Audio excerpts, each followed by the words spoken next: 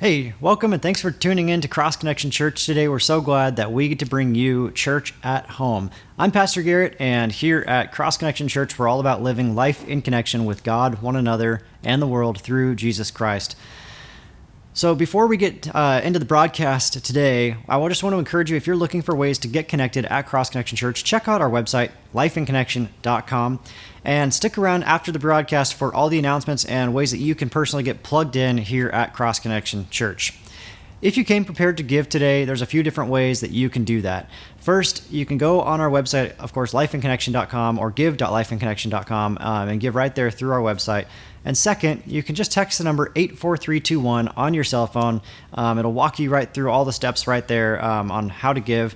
And third, of course, you can show up either on a Sunday at 10:30 here on campus, or you can simply mail in your tithe or offering to 1675 Seven Oaks Road in Escondido, California. So with that, let's go ahead and worship the Lord together.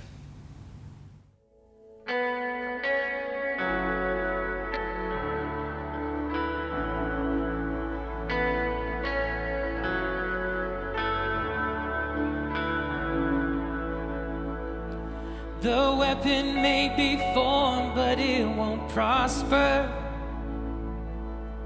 When the darkness falls, it won't prevail. 'Cause the God I serve knows only how to triumph.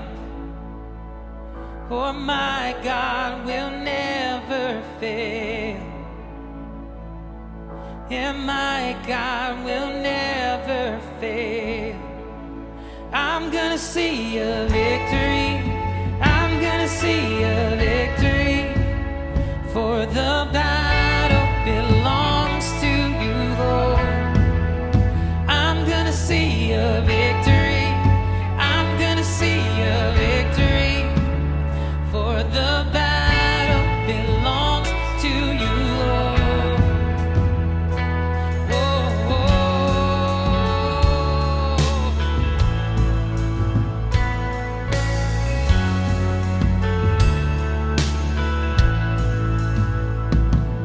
There's power in the mighty name of Jesus. Every war he wages, he will win. I'm not backing down from any giant. I know how this story ends, and I know how this story ends. But I'm gonna see a victory. I'm gonna see a victory. For the battle belongs to you, Lord.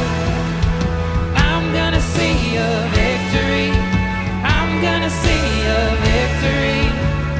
For the battle belongs to you, Lord. Yes, I'm gonna see a victory. I'm gonna see a victory. For the battle belongs to you, Lord. I'm gonna see a victory. Yes, I'm gonna see a victory. For the battle belongs to you, Lord. When in the course of human events it becomes necessary for one people to dissolve the political bands which have connected them with another, and to assume among the powers of the earth the separate and equal station to which the laws of nature and of nature's God entitle them, a decent respect to the opinions of mankind requires that they should declare the causes which impel them to the separation.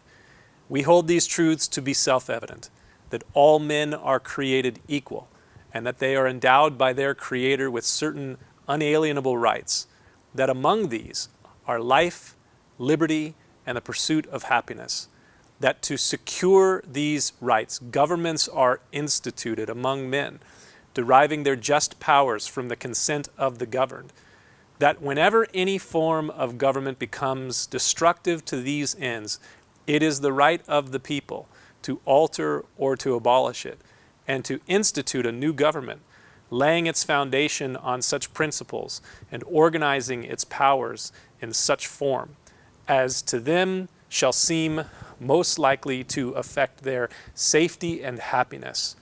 Prudence indeed will dictate that governments long established should not be changed for light or transient causes, and accordingly all experience hath shown that mankind are more disposed to suffer, while evils are sufferable, than to right themselves by abolishing the forms to which they are accustomed. But when a long train of abuses and usurpations, pursuing invariably the same object, evinces a design to reduce them under absolute despotism, it is their right, it is their duty to throw off such government and to provide new guards for their future security. It is July 4th, 2021.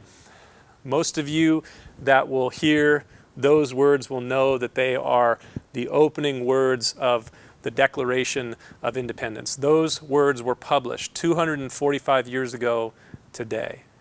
I think it is safe to say that those of you who live under this Declaration of Independence and the Constitution that followed it, you are grateful for life, liberty, and the pursuit of happiness.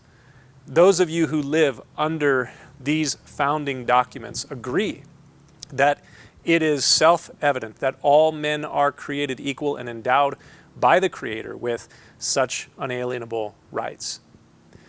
But imagine if you did not have those rights. Imagine that your people had had those rights, but then those rights were taken from you. They were taken from you when your people were exiled from your homeland to be prisoners and slaves in a distant land. Most of your relatives were killed in the battles that led up to that exile. Your land was destroyed. Your capital was obliterated.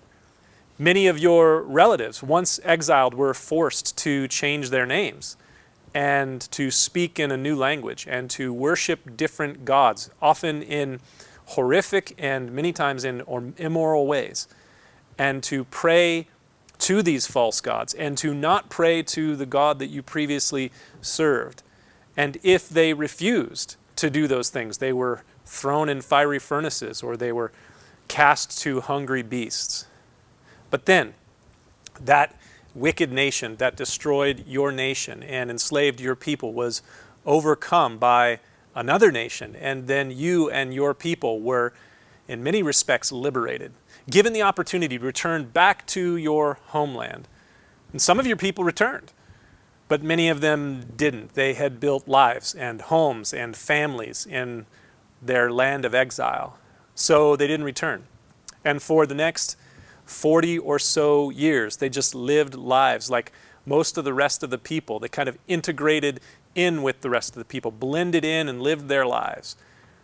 This is the setting of the book that we are studying through right now in the Old Testament book of Esther.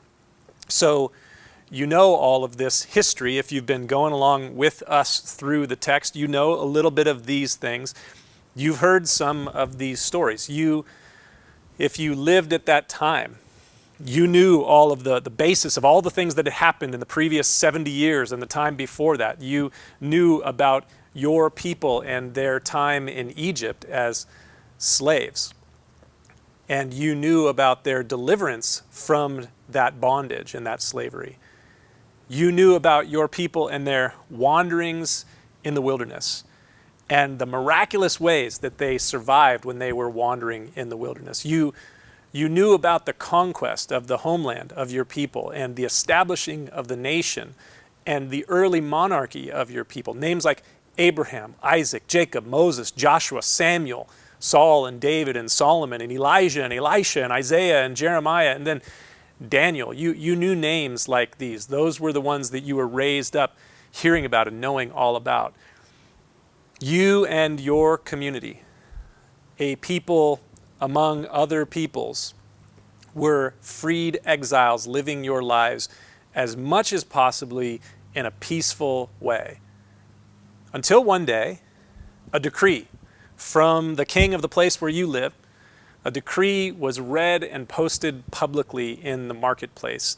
And the decree said, on the 13th day of the 12th month of this year, every one of your people, the Jewish people, is to be destroyed and killed and annihilated throughout all of the provinces of this place, Persia.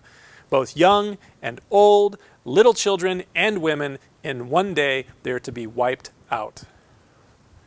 And you think back to your history as a people.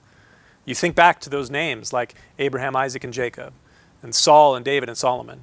You think back to Nebuchadnezzar, who took away your people and brought them into Babylon, and for that period of time that you lived as exiles and as slaves in Babylon, and then set free by the Persian king Cyrus, who came in, and then those decades pass, and everything seems to be back to a rather good thing. Your people are back in the homeland, you're living your life, but now there is this decree given to destroy, to kill, to annihilate your people, and once again you're in that difficult place, and you kind of have to wonder, why such hatred? Why such hatred for this people? Why such hatred for this people when they were in Egypt? Why such hatred for this people when they were in the wilderness? Why such hatred for this people when they came into the promised land? Why such hatred for this people when they were carried away captives by the Babylonians in 586 BC? And it's a hatred for these people that isn't just 2,500 years ago or 3,400 years ago, but 80 years ago in Europe, or 200 years ago in Russia, or in Spain in the 15th century AD, or in Rome in the 1st and 2nd century AD, or today, at this moment, still in the Middle East, this people. Why such hatred for this people? It is a fascinating thing. And it is all the more fascinating to me to consider that this people, the Jewish people, are still a people today. After all of those things that they've gone through for not just centuries, but thousands of years, all the hatred and all the times that there have been people that have come against them to try to destroy them or to carry them away from their land under the Babylonians in the 6th century, under the Romans in the 1st and 2nd century AD, all these things that have come against them, that they were exiled from their land for 1,900 years, and even still today there's so much animosity and hatred. So why such hatred for these people, and yet they're still a people? Why such blessing for these people? If you have been a part of Cross Connection Church for any length of time, then you have probably noticed that I am something of a lover for history. History, it amazes me, especially the histories surrounding the things of the Bible and the people of Scripture. And when you are studying history and you see the world of today through the lens of the history of the Bible, it begins to become clear that there's something more to history than that which is seen on the surface. And that has been one of the points that I have been coming back to, one of the points that myself and Pastors Mark and Pastor Jason have been returning to and driving home through this summer series as we've been going through the Old Testament book of Esther. We keep coming back to this point that there is something more to history, something more to reality, something more to life than what is just apparent on the surface. So when you're looking at all these things and you study the stories of the children of Israel during the time of the Exodus, or during the time of the conquest of the land under Joshua, or during the time of the judges and all the enemies that would come against them, or during the time of the prophets and when the Assyrians would come to try to destroy the children of Israel in the 8th century BC, or when the Babylonians would come to try to destroy the Jewish people in the 5th and 6th century BC, or what we're looking at here with Persia and this man named Haman, which we'll get to in a moment, you have to come and ask the question, why such hatred? But here we are in 2021, and the most free nation in the Middle East is the nation of Israel. The Jewish people are there in a homeland that they return to after 1,900 years, separated, dispersed, the diaspora that happened in the 2nd century AD. After 1,900 years, they come back to that land, and they seem to not just be a hated people, but a blessed people. Why such hatred? Why such blessing? Imagine that you are in Persia in about 473 BC. That's right around the time that these things were taking place. At least that's what we believe when we look at history. It's about 473 BC, and you have received word in your small Jewish community that a royal decree has been given from the king of Persia. It's been handed down from the prime minister Haman that you and all of your people are to be destroyed. Why such a hatred? Why can't your people seem to get out from underneath this oppression? Why can't you seem to get ahead in all of these things that are going on? Well, it goes back to Abraham, the father of the nation of Israel, not Abraham Lincoln. It goes back to the calling of Abraham when he lived not very far from the place that Esther lives in this book that we've been studying through. She was in Susa, or Shushan, the capital of the Persian Empire, and just about 200 miles away from there was this place called Ur. And Ur was the place that Abraham, the father of the Jewish people, where he was from. And he was born in that place about 1,500 years before Esther. And when Abraham was 75 years old, we are told in Genesis chapter 12, if you have a Bible, you could actually look there, Genesis chapter 12, that God called Abraham in Genesis chapter 12. And that's where we read these words, Genesis chapter 12, beginning at verse 1. Now the Lord had said to Abraham, get out of your country and from your family and from your father's house to a land that I will show you. And I will make you a great nation, and I will bless you and make your name great, and you shall be a blessing. And I will bless those who bless you, and curse him who curses you, and in you all of the families of the earth shall be blessed. Why, 4,000 years after Abraham, is there still a Jewish people in the world? Why is it that nearly half of the people alive today, there are nearly 8 billion people alive on the planet today, 7.8 billion people around there. Why is it that nearly half of the people alive today look back 4,000 years to Abraham as an important figure for their lives and for their faith? And why is it that there is so much hatred for the people that descended from Abraham? The answer to those questions, all of that is found in these 3 verses in Genesis chapter 12, verses 1 through 3. Why are there a people that have been a blessed people? And in many ways, blessed wherever they have gone, who look back to Abraham thousands of years ago as their father. There is that people because God said to Abraham, you follow me by faith, and I will make you a great nation, and I will bless you. Why is it that the name Abraham is so important and great for more than 4.2 billion Jews, Christians, and Muslims all around the world? All of the monotheists of the world look back to Abraham. Why is that? Because God said to Abraham, follow me by faith, and I will bless you, and I will make your name great. But why is there such hatred and cursing for this Abraham and for his descendants? Because God said to Abraham, follow me by faith, and if you do so, I will bless you. You shall be a blessing, and in you and from you, all of the families, all the nations, and all the people of the earth shall be blessed. Let me clue you into something really important. The blessing of Abraham and the hatred and the cursing of Abraham and his descendants, it isn't about Abraham. It isn't about Abraham's descendants, the Jewish people. It is about the one who would come through and from Abraham. You see, there is something going on behind the scenes. That is one of the things that we see when we are going through a book like Esther. And not just going through a book like Esther, but when we are studying through the scriptures, what the scriptures do is they open our eyes to see that there's something more to reality than what is seen on the surface. There's something more going on behind the scenes in what I would refer to as the unseen realm. It is not about Abraham, this hatred. It's not about his descendants necessarily, the Jewish people. It is about the God of Abraham.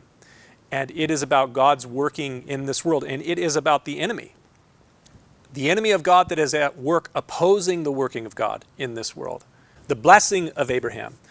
It's not just about Abraham. It's not about Abraham's descendants. It's about the most important descendant of Abraham, Jesus.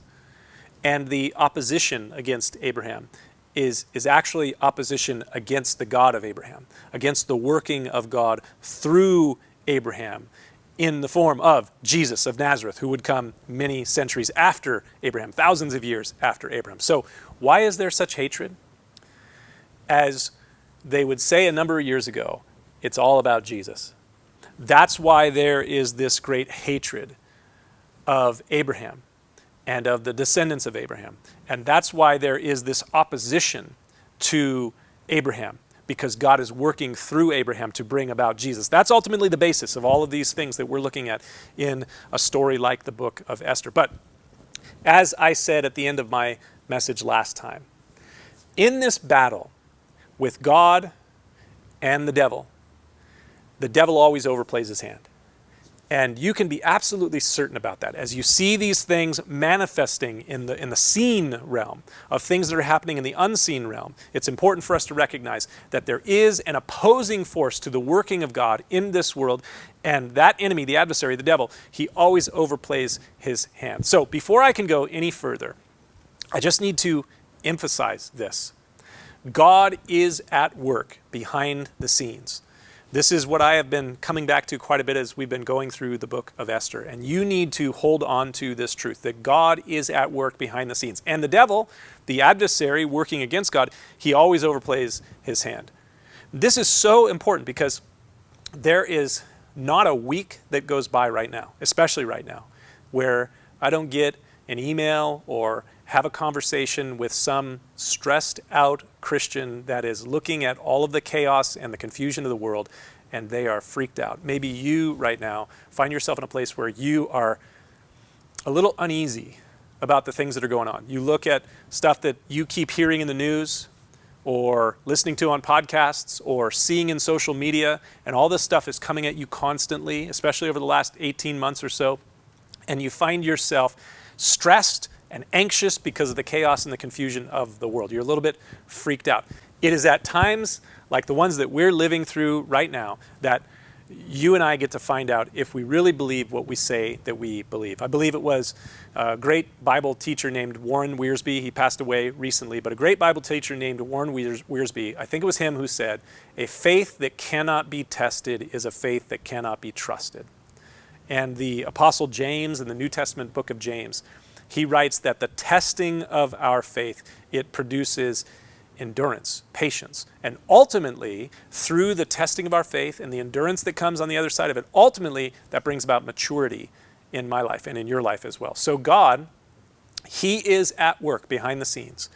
And the devil is opposing the work of God, but the devil always overplays his hand. So in our story that we've been going through, the book of Esther, we're going to be in Esther chapter 7 today. So in the previous 6 weeks, we've been going through a chapter a week.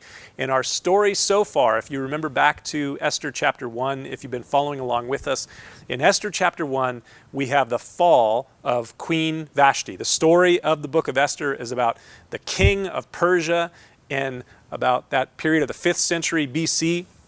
And his queen was a queen named Vashti, and Vashti disobeyed the king, and so the king has her removed from her office. That's Esther chapter 1, the fall of Queen Vashti. But then in Esther chapter 2, about 4 years after the fall of Queen Vashti, we have the rise of Queen Esther, who was secretly a Jewish woman, a descendant of Abraham, Isaac, and Jacob. And after the rise of Queen Esther in Esther chapter 2, we have the ascent of Haman the Magnificent. And this comes about 5 years after the rise of Queen Esther. So there's a time gap between Esther chapter 1, the fall of Queen Vashti, about 4 years passes, the rise of Queen Esther. And then there's a time gap of 4 or 5 years, and then you have the ascent of Haman, a new prime minister in the nation or the kingdom of Persia. And his name means magnificent. And when he was brought up to his new office as the prime minister, All of the people in Persia were told that they had to bow down to Haman, but there was one guy who refuses to bow. His name is Mordecai. And Mordecai just so happens to be the cousin, the older cousin and guardian of Esther before she became queen. And so Mordecai refused to honor Haman. And Haman, he then is filled with wrath. He's filled with anger and hatred, and he wants to destroy Mordecai because Mordecai won't bow to him and honor him. But not only does he want to destroy Mordecai singly, he wants to destroy all of Mordecai's people. So Haman's hatred moves him to develop this plot against Mordecai and all the people, the Jewish people. And then in the midst of that, we see Mordecai's declaration of faith. We saw this just a few weeks ago. So this is the storyline of the book of Esther. Queen Vashti is removed, Queen Esther is raised up, and then Mordecai comes and Haman comes, and he's angry at Mordecai because Mordecai won't bow, and he declares that all of the people of the Jews, all of them are going to be destroyed. And in the midst of this, Mordecai is just devastated. And he begins to cry out because of his people, because he's the one to blame for all these things that are coming. And in Esther chapter 4, he sends word to his cousin, the queen, Esther, to tell her that she needs to do something about this whole situation. And he speaks with faith. Esther chapter 4, beginning at verse 13. And Mordecai told them to answer Esther, Esther, do not think in your heart that you will escape in the king's palace any more than all the other Jews. For if you remain completely silent at this time, relief and deliverance will arise for the Jews from another place. Let me say that again because it's so important. This is the word of the faith of Mordecai. For if you remain completely silent at this time, relief and deliverance will arise for the Jews from another place. But you and your father's house will perish. Yet who knows whether you have come to the kingdom for such a time as this. Mordecai was overcome with sadness and distress when he hears about the plot of Haman, because really Mordecai was to blame. It was because Mordecai refused to bow before Haman that there is this decree given to wipe out all of the Jewish people, all of his people. And in the realm of humanity, in the realm of men, it was Mordecai's refusal to bow down before Haman that brought about the wrath and indignation of Haman. Of course, there's more going on behind the scenes in the unseen realm, where the enemy of God, the devil, was at work to destroy the plan or work of God. The plan or work of God, it's given to us there hundreds of years later, or hundreds of years before, in Genesis chapter 12. The plan of God was through Abraham was going to come the blessing that would bring a blessing to all peoples. Through Abraham is going to come Jesus. And in the middle, between Abraham and Jesus, we have this story in Esther where the devil is trying to destroy the work of God. God is doing something in this world much bigger than Abraham, Isaac, and Jacob, and Esther and Mordecai. Much, much bigger. God is working in this world to bring about the redemption of all people through a descendant of Abraham, Jesus.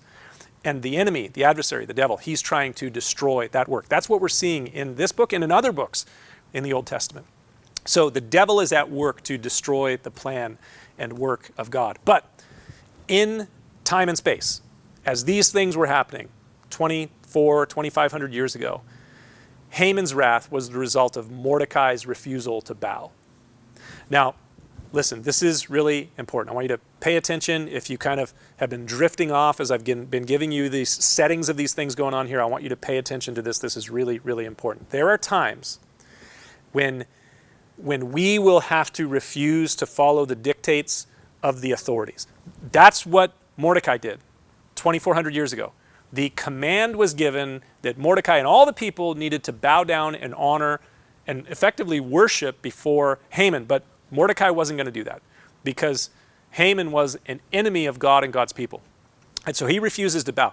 And there are times when we will have to refuse to follow the dictates of the authorities. And there's been a lot of talk about this lately in our culture because all the things that have been going on in not just our nation, but throughout the world in the last 16, 18 months because of COVID. And you remember all the shutdowns, and praise God, we're not in the midst of shutdowns right now, and we're not wearing masks. We've been liberated from all of those things. We're gathering together here at Cross Connection for church services. We've been doing that together for a while now. If you've only been watching online and you live here in North San Diego County, We want to invite you to come out on Sunday mornings at 10:30 in the morning. If you're watching this on Sunday morning, you still have time to make your plans to come here and join with us on Sunday morning. So we've been living under challenging things. And in the midst of the challenging things that have been going on, there has been a call. This is July 4th, Independence Day.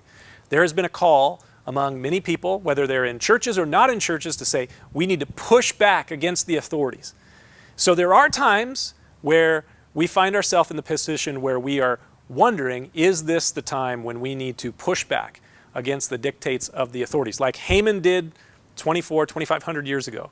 I'm sorry, like Mordecai did 2,500 years ago. So there's been a lot of talk about these same things in our culture. But there are 4 very important things I want you to consider as it relates to what we would call civil disobedience. When people say we're no longer going to follow the dictates of the government, like 245 years ago, our forefathers in the United States wrote that Declaration of Independence and shipped it off to King George to let him know that we're not doing that anymore.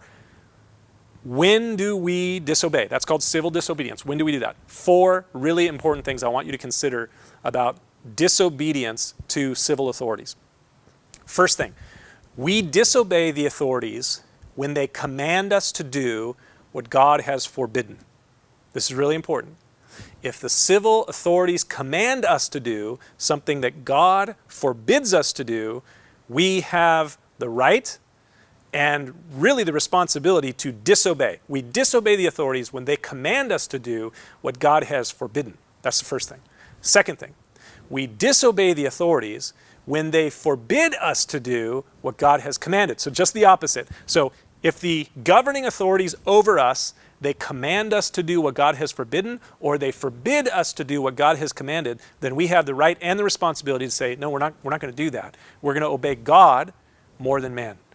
So these are the first 2 really important things for us to consider when we're talking about civil disobedience, because I know there's been a lot of discussion about civil disobedience in our culture in the last 16 months or so. So the first thing we need to remember is that if the civil governments, the civil authorities, if they command us to do what God has forbidden, we have a right responsibility to say, no, we're not going to do that. Or if they forbid us to do what God has commanded, we have a right responsibility to say we're not going to do that. But that leads us to the next 2 really important things. So the third really important thing to think about when you're thinking about civil disobedience is this. We only do this. We only disobey the authorities when we are prepared to suffer the consequence of our actions. We only do so when we are prepared to suffer the consequences of our actions. And then finally, the fourth thing, we only do so when we are prepared to trust God for the outcome. So these 4 important things require that you be very clear-headed about when civil disobedience is valid, when it is something we should engage in. And I would suggest to you, and I'm probably going to get some emails and people be upset about this sort of thing, I would suggest to you that if you cannot check off these 4 boxes, then you put yourself under Romans chapter 13, which Romans chapter 13 says, let every soul be subject to the governing authorities, for there is no authority except from God, and the authorities that exist are appointed by God. And on those last 2 points, be prepared to suffer the consequences of your actions and trust God for the outcome. I began this message today with the opening words of the Declaration of Independence, which of course was first published 245 years ago today. This is July 4th. The closing words, the final words of the Declaration of Independence, they say this, and for the support of this declaration, with a firm reliance on the protection and divine providence, we mutually pledge to each other our lives, our fortunes, and our sacred honor. Notice what the Founding Fathers were saying when they signed that Declaration of Independence. They were saying, we are trusting in the divine providence of the Almighty. And we are pledging to one another our lives, our fortunes, and our sacred honor. They're saying, we accept we might die for what we're doing, because you have to be prepared for the consequences. So in our story, Mordecai and Esther, they could check off these boxes. They were not going to do something that was forbidden by God.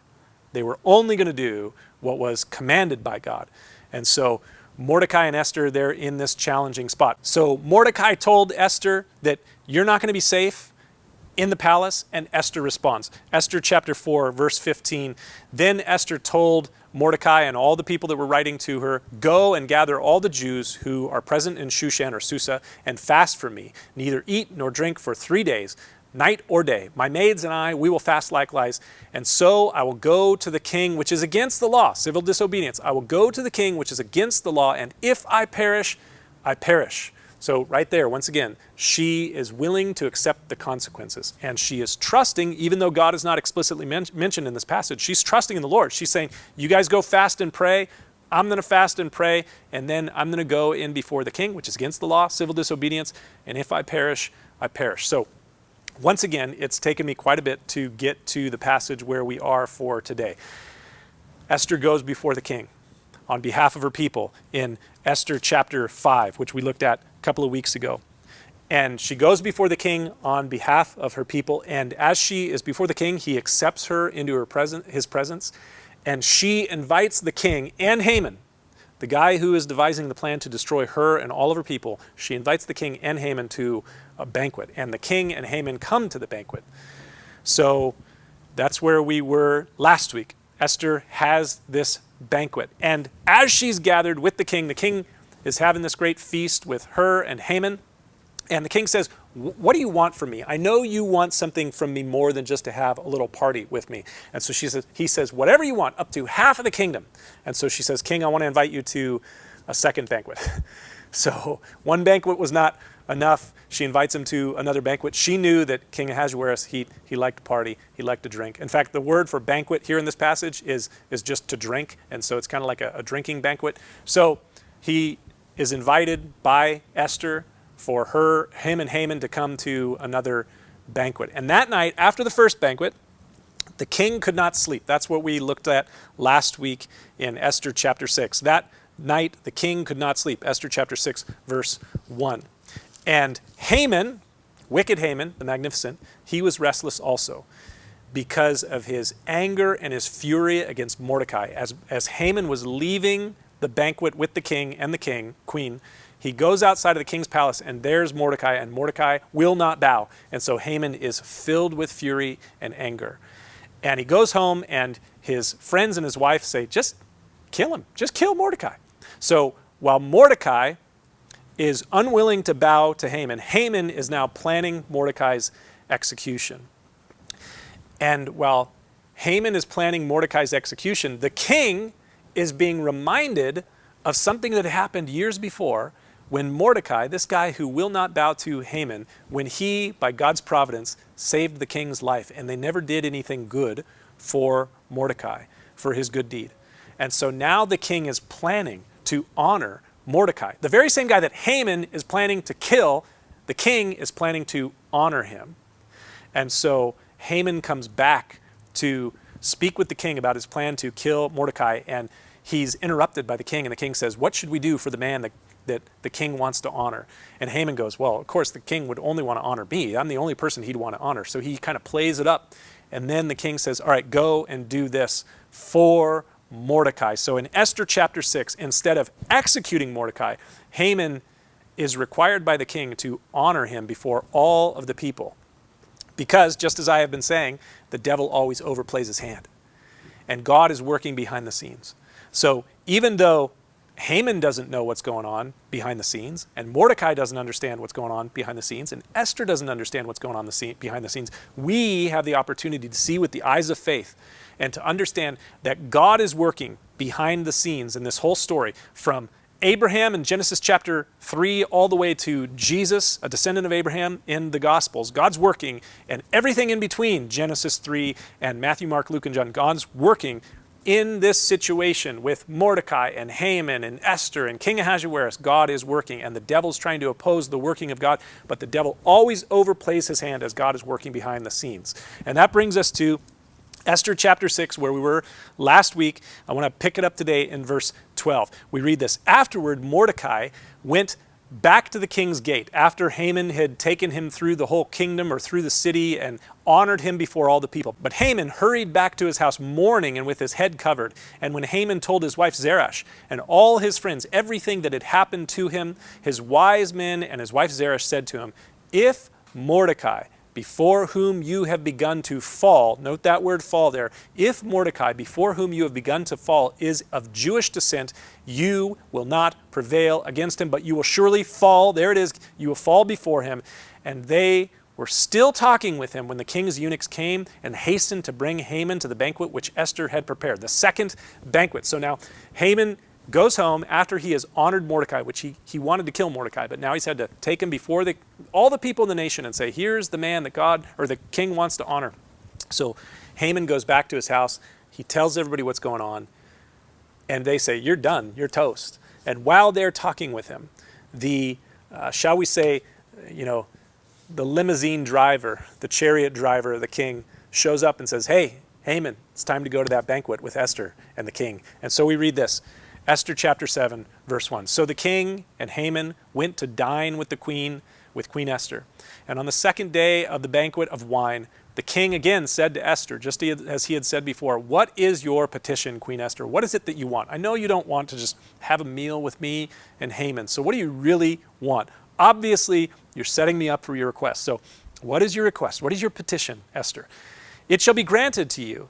And what is your request? Up to half of the kingdom. I'll give you whatever you want. It shall be done for you." And then the queen, this is spectacular, verse 3. Then Queen Esther answered and said, "If I have found favor in your sight," which if you go back to the very beginning when Esther was selected in Esther chapter 2, it says that she found grace and favor in the eyes of the king when he first selected her to be his queen. So she says, if I have found favor in your sight, O king, and if it pleases the king, let my life be given me at my petition, and my people at my request. For we have been sold, my people and I, to be destroyed, to be killed, and to be annihilated. Those are the exact words of the decree that Haman had developed to kill the Jewish people, to kill Mordecai and all of his people, the Jewish people. So, my people, it has been decreed to be destroyed, to be killed, to be annihilated. Had we been sold as male and female slaves, I would have held my tongue. She says, if it was just that we were going to be put back into slavery, which we've been liberated from when Cyrus, king of Persia, delivered the Jewish people from the Babylonians, if we were just to be sold back into slavery, she said, I would have kept my mouth shut. But we're not going to be sold back into slavery. We're going to be destroyed, annihilated, killed, and destroyed. If it had just been slavery, I would have held my tongue, although the enemy could never compensate for the king's loss. So King Ahasuerus answered and said to Queen Esther, "Who is he and where is he who would dare to presume in his heart to do such a thing?" And Esther said, "The adversary and enemy is this wicked Haman." And so Haman was terrified before the king. Some more things to think about. And all of this amazing story, imagine the picture. It's an amazing thing going on here. It's just the king, the queen, and Haman. And the queen is treating Haman and the king to this huge spread, this banquet.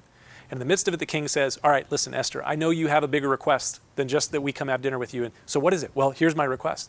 I petition you, I request that you save my life and save the lives of my people, because we have been sold to be put to death, destroyed, killed, and annihilated. The king says, what are you talking about? I have no idea what you're talking about. Who has sold you to be killed? She says, this wicked Haman. So some things to think about in this. First thing to think about, God is working even when I think he's inactive. This is so important. And I think in all the things that we find ourselves going through right now, and there's a lot of anxiety and stress. I know that this last year and a half has been a chaotic time, challenging time.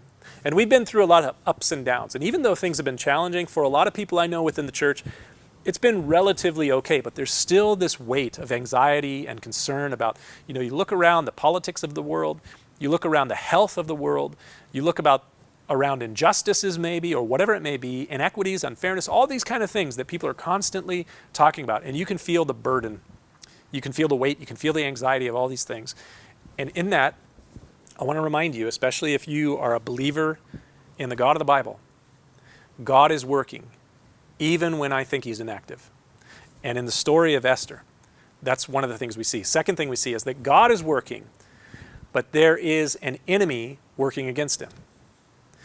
I think that one of the things we fail to recognize sometimes is that there is a very real foe, a very real enemy of God. Now, this foe, this enemy of God, is not the equal opposite of God. He's not equal in power. He's not equal in intelligence. He's not equal in resources. He's not equal in any way to God. He, this devil, is a created being as you begin to see him revealed in the scriptures. But there is an opposing force to the working of God at work in this world. You can see that all the way back in Genesis chapter 3, all the way through all the 66 books of the Bible. There is an enemy that is working against God. God is working, even when I don't think he's active. And God is working, but there is an enemy working against him. Third thing that I think is really important as we read through Esther chapter 7 today. God is working, but Esther still had to put herself on the line. You see, this is really important because when we get into the discussion, and this is one of the discussions that Christians have a lot of times, it's the question about the providence of God, the sovereignty of God, and the responsibility of man. And Christians like to divide themselves into two different groups. Those who believe in the sovereignty of God and really kind of lean upon the sovereignty of God, and those who lean towards the free will or the responsibility of man. And one of the things that you find when you read through the scriptures is that both of these things are true. They're not set aside as one thing is better than the other. God is working. God's providence, God's sovereignty, we see him working. It wasn't Esther that made it so that the king could not sleep that night. It wasn't Esther that made it so that it just so happened that when the king couldn't sleep, that they would read him the story about Mordecai saving his life. That's the providence of God. That's the working of God. God is providentially working in the world. We see that when we open the pages of Scripture. So God is working, but Esther still had to put herself on the line. She still had to fast. She still had to pray. She still had to go before the king when it was against the law for her to do so. She still had to set up this banquet.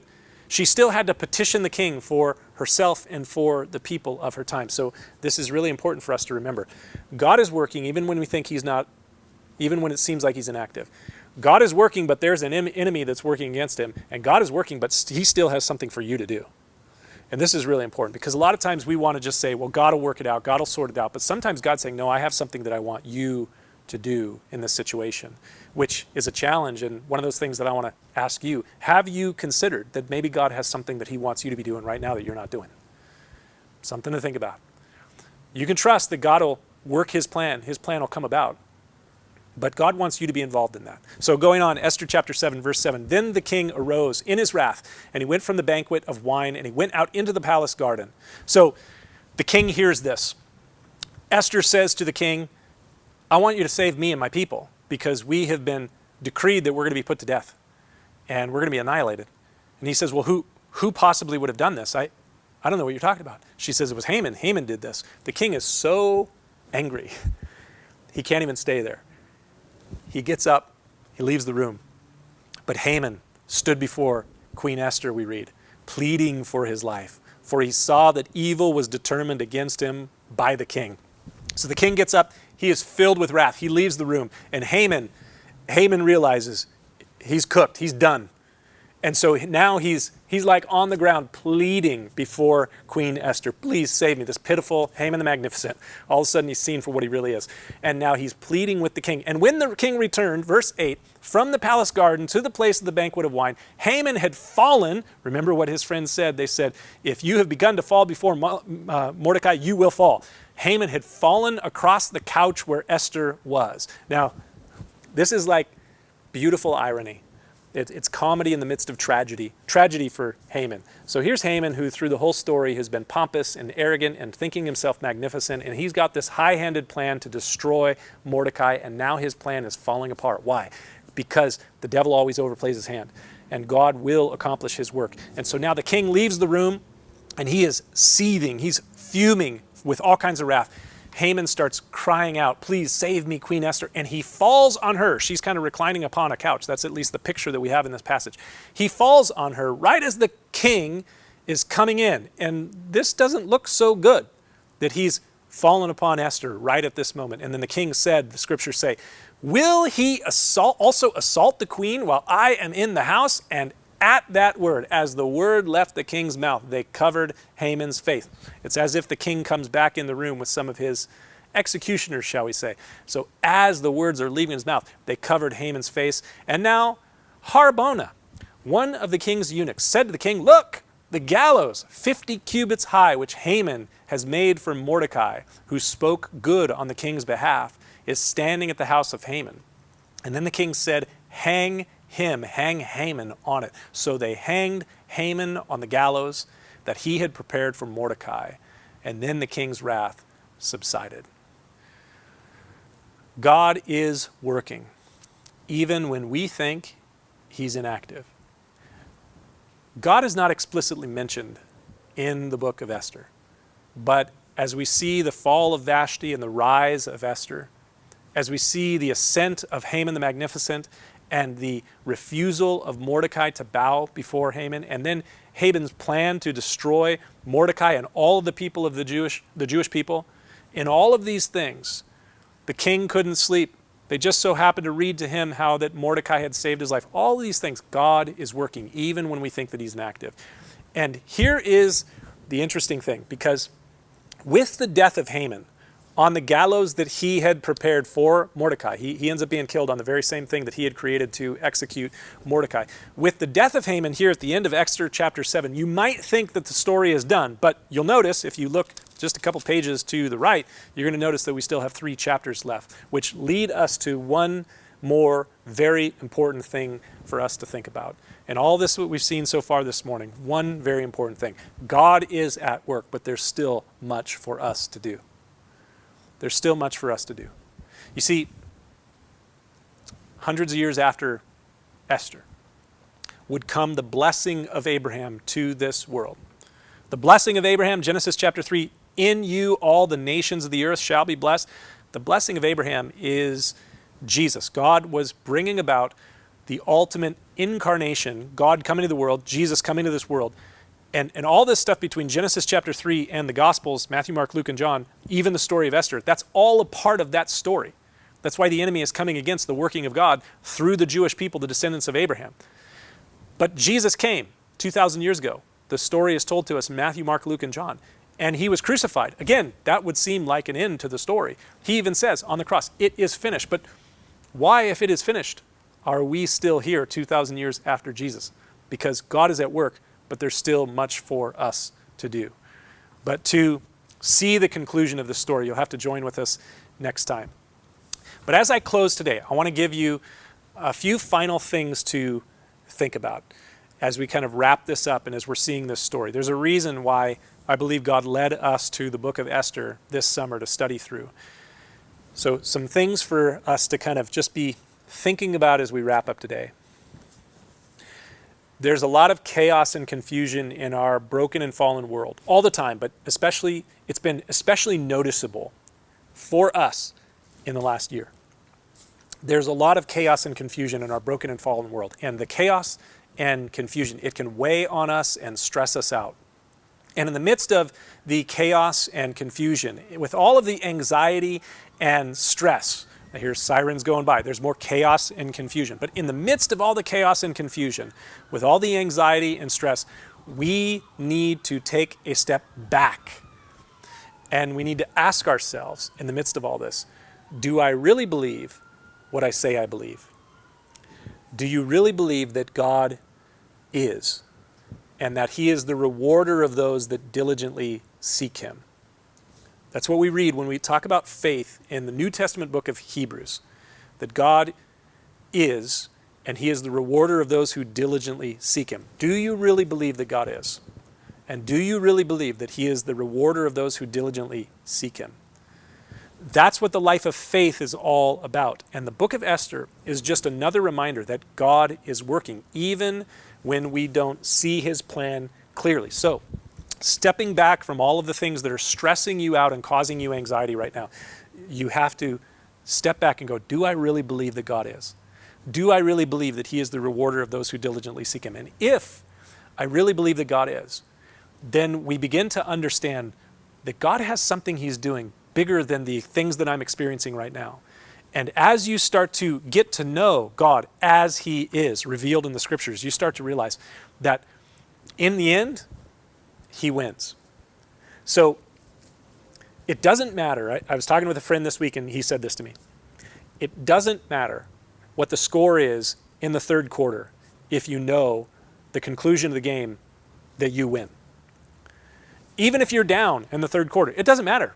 If you know the end, if you know the final score and you know that you win in the end, it doesn't matter what the score is in the third quarter because you know that you win in the end. And when Jesus said on the cross 2,000 years ago, it is finished, he's speaking about future history that has not yet come to pass. So if you know that in the end, Christ wins, then all the things that are going on around us, they still will cause anxiety and stress, but we can kind of roll those things over to the Lord and say, God, I know that you're working. Even though the enemy, the adversary, the devil is coming against your work, I know that you're working. And I know that in the end you win. So the question is, if you believe that God is working and that he's going to win in the end, the question is, what part does he have for you to play? And that's a really important thing for us to think about this week. What part does God want you to be a part of today and this week in his working?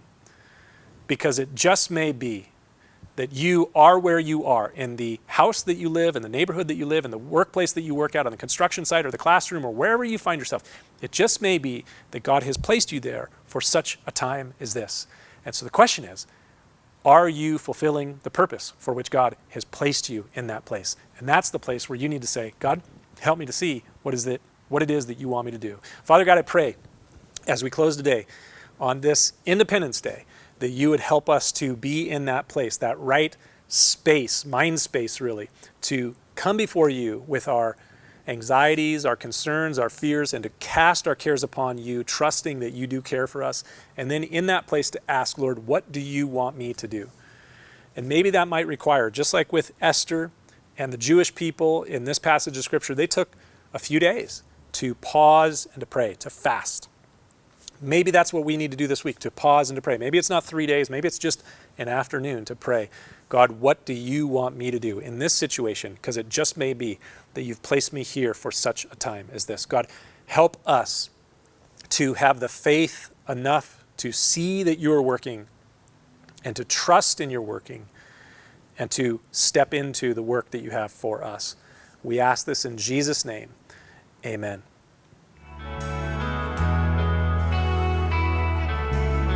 We believe in God.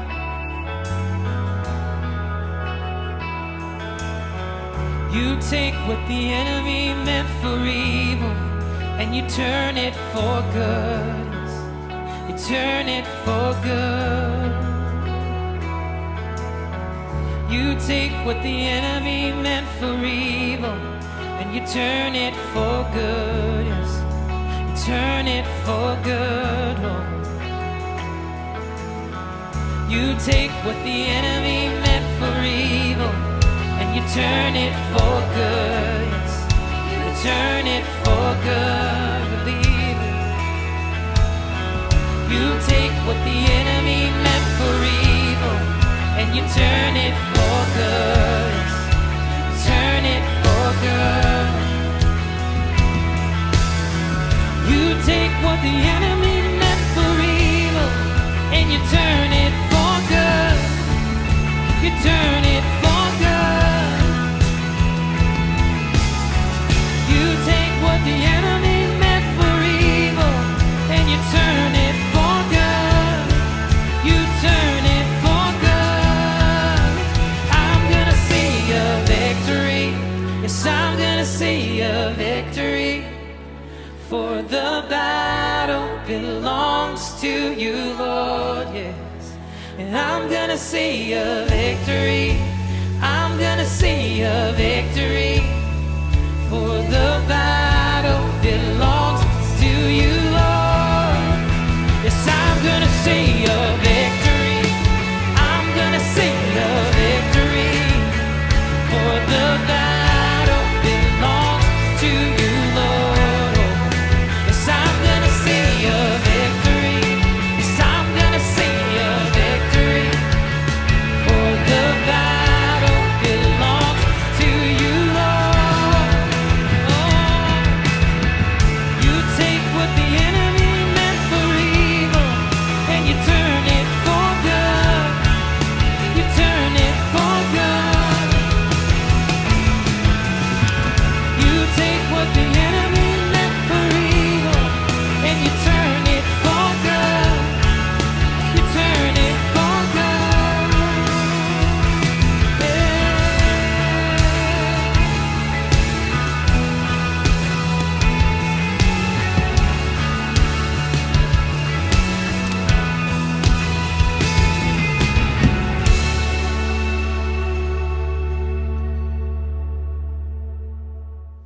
Thanks for joining our broadcast today. We want to take a moment and invite you to join us live in person here at our Escondido campus at 10:30 on Sunday morning. So check that out if you can make it. We'd love to have you here live in person at 10:30.